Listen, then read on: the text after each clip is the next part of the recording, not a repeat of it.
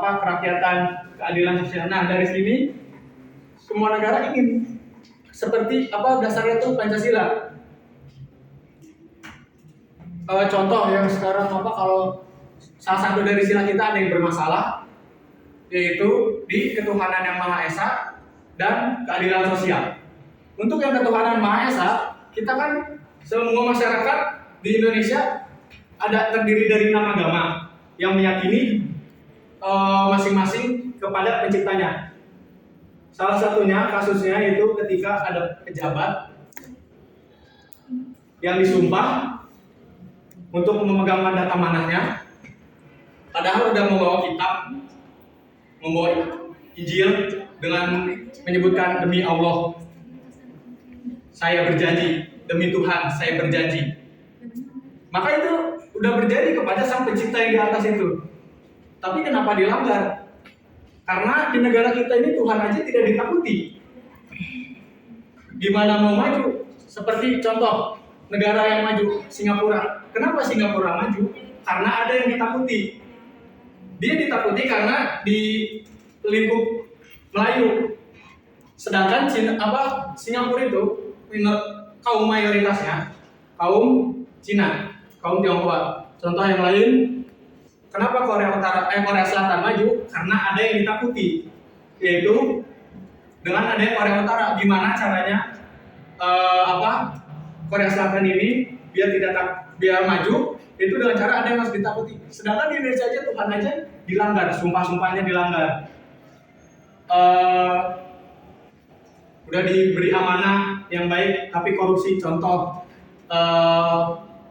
Menteri Agama waktu zamannya Pak SBY, Surya Dharma Ali, dia mengkorupsi dana haji. Padahal dana haji itu dari masyarakat. Itu kan baik tujuannya untuk memberangkatkan haji ke tanah suci, tapi dikorupsi oleh Surya Dharma Ali. Nah, untuk yang keadilan sosial itu banyak sekali. Contoh kasus yang di Rempang, di Kepulauan Riau. Itu tanah Rempang yang di Kepulauan Riau itu milik orang Melayu. Orang Melayu. Tapi pada zaman Megawati itu ada perjanjian antara Cina. Baru terrealisasikan oleh sekarang di zaman Pak Jokowi. Nah, dari situ kan muncul konflik untuk mengusir kaum pribumi dari Rempang. Padahal dari situ kaum Melayu banyak menyumbang untuk kemerdekaan pas Indonesia ekonominya lagi belum stabil. Kurang lebih seperti itu. Ya.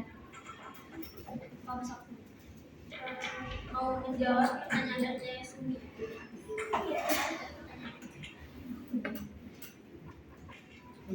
Bagaimana Pancasila mengatasi tantangan globalisasi, radikalisme, intoleransi, sama korupsi? Ya.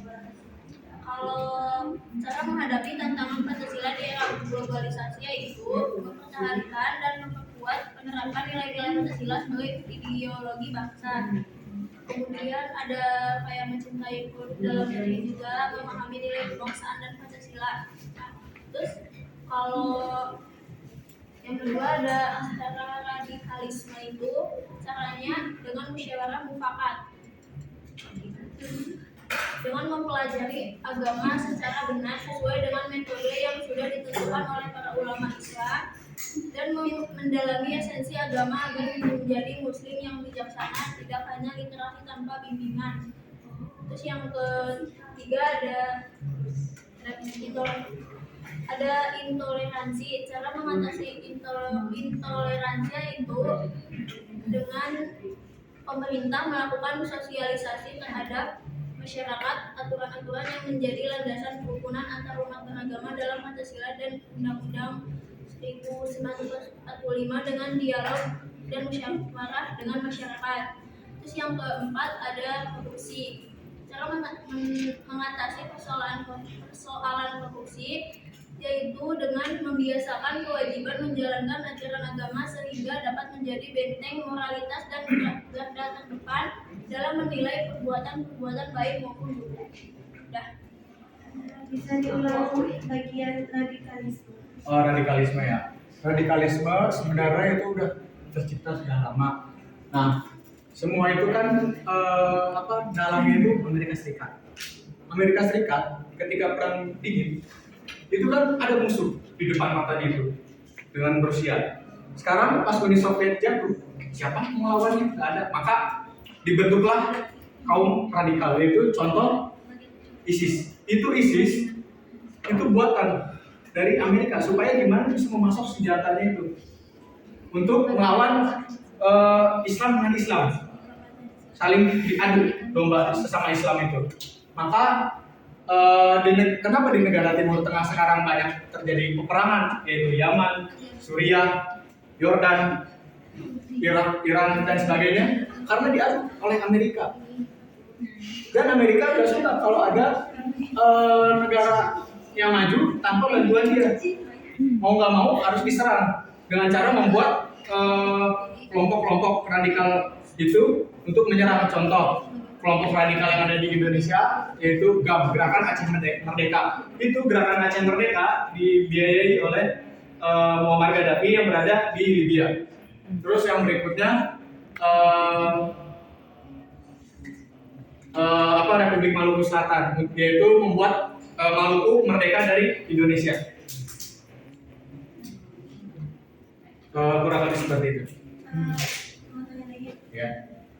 Berarti radikalisme itu hanya dari umat muslim saja, apa dari agama lain?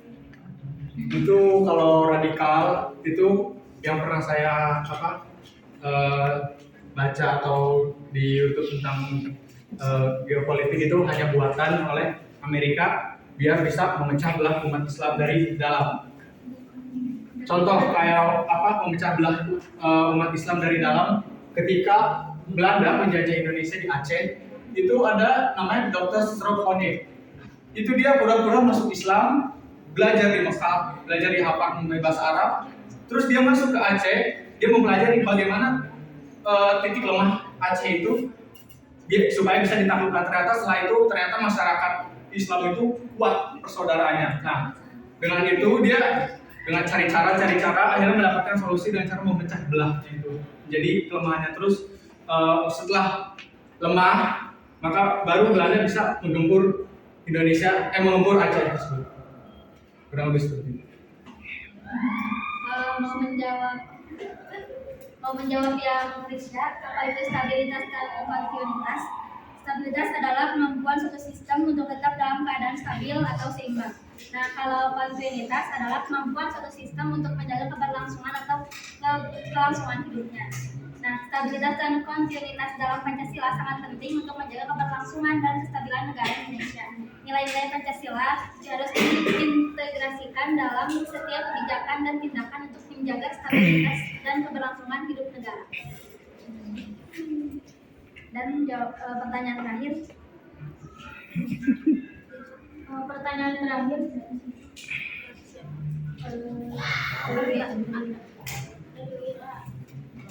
Dari Wira yaitu bagaimana jika Pancasila tidak dijadikan dasar negara.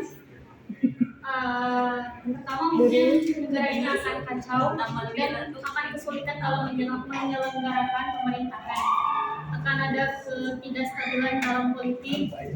Sekarang aja kan kalau misal Pancasila di Indonesia Pancasila sudah menjadi dasar negara. Apalagi kalau misal di Indonesia tidak menjadikan Pancasila itu sebagai dasar negara, mungkin akan lebih kacau. Sebagai dasar negara terus kacau gitu ya. Iya. Betul. Apalagi tidak ada dasar negara, gitu. Kira udah Sudah terjawab.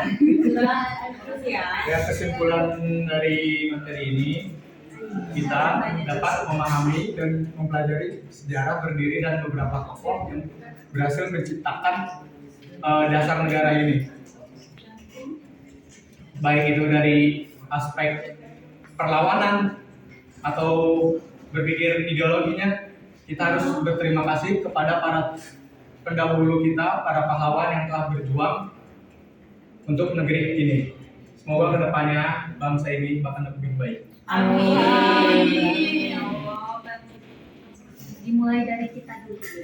Dimulai dari kita. Kalau ada pemimpin yang itu, biarkan saja karena dia yang diciptakan, dia nggak sadar diri. Unzur maqala wa la tanzur maqala. Nah, tatib video Abdul Majid subhanakallahumma wa bihamdika asyhadu an la ilaha illa anta astaghfiruka wa atubu ilaik. Assalamualaikum warahmatullahi wabarakatuh. Waalaikumsalam warahmatullahi wabarakatuh. Ya.